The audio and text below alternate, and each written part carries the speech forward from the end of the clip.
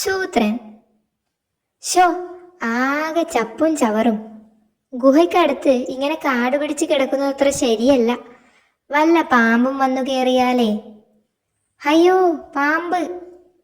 വേഗം വാ, അവൻ എങ്ങോട്ടാ പോണതെന്ന് നോക്കണം. കുഴഞ്ഞു.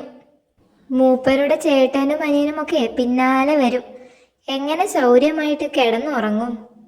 എന്താ ഒരു വഴി? എന്താ ഒരു വഴി? സൂത്രം കിട്ടി! എനിക്കും ഒരു സൂത്രം കിട്ടി.